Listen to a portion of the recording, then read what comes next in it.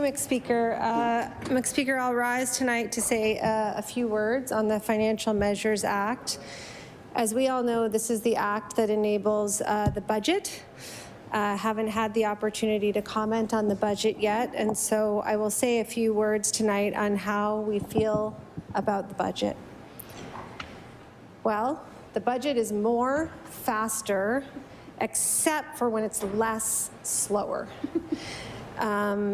There's a lot of funding for a number of healthcare initiatives, but I have yet to hear an articulated plan for what comes on the other side of those, other than fixed. And that is really concerning because we've eliminated all of our oversight mechanisms. So we don't have a board for the Nova Scotia Health Authority. A great deal of decision-making is done in secret. We certainly don't have order-making powers for the Information and Privacy Commissioner. That was a platform promise from the Progressive Conservatives. And we don't have any oversight of the money that flows through the legislature, as has been pointed out by the Auditor General. And so someday, I suspect, the government will stand up and say, we've fixed it. And we'll all have to argue over whether or not that's true. And that's a shame. We measure this budget by its impact on people's lives. And by that measure, I don't know what is going to happen faster. People won't get access to primary care faster. In fact, we're looking at something like 10,000 more residents of HRM who will be without a family physician in the coming weeks and months. People won't immediately anyway get their surgeries faster. And you know, what is the sought after result? Well, we're told that you will have access to some kind of care. So if you have strep throat, you'll get antibiotics from a pharmacy. If you live near one of those clinics, that's good. If you have a minor ailment and you can have access to a computer and the time to wait, maybe the money to pay. If you don't have the time to wait, you'll get access to virtual care. Maybe they'll help you. But you won't get access to collaborative care. You won't actually get access to healthcare you can count on. You won't, if you're sick or if your kids are sick or if you're really concerned, have an office where you can call up and they know your name and they have your file and they can give you an appointment and they can follow your care. If you're diagnosed with cancer, you won't have in this budget necessarily a physician or a physician's office that will follow you, that will order your tests, that will make sure to follow your condition. And that, from our perspective, is truly a missed opportunity. We were talking about the budget, and someone said, and we were talking about the additional $1 billion+ in revenue that this government is the beneficiary of. And we were reminded of the Bare Naked Ladies song, If I Had $1 Million. Only this is If I Had $1 billion. And so we started playing the If I Had $1 billion game. What would you do if you had $1 billion extra in revenue as a provincial government? And that brings me to the parts of the budget that are slower, because there are so many things that this government is not acting on, is waiting to act on, that $1 billion, there are so many ways that $1 billion could make a difference in people's lives. If I had control over a government that had an unexpected $1 billion in revenue in a province with skyrocketing home prices, less than 1% rental vacancy, I would spend a lot of it on affordable housing.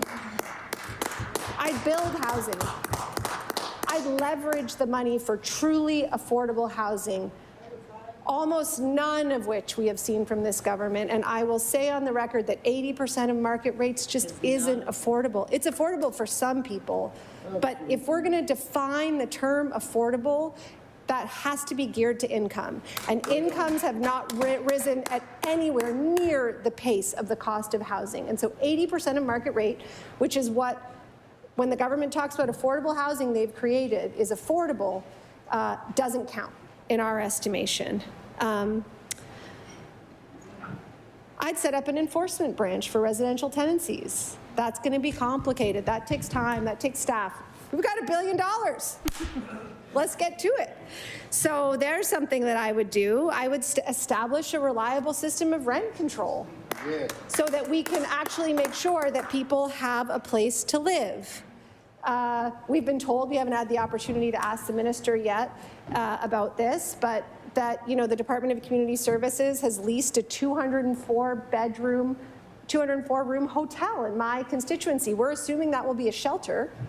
That's not what I'd spend the money on. I'd spend the money on affordable housing. Yeah. I'd actually start a housing first approach and make sure that people have a permanent place to live, something on the other side of a shelter. I'd freeze pharmacare fees. I'd make sure that people don't have to choose between medicine and food. When this government announced their budget, they went out of their way to say that they were not raising pharmacare fees. And I almost couldn't believe it.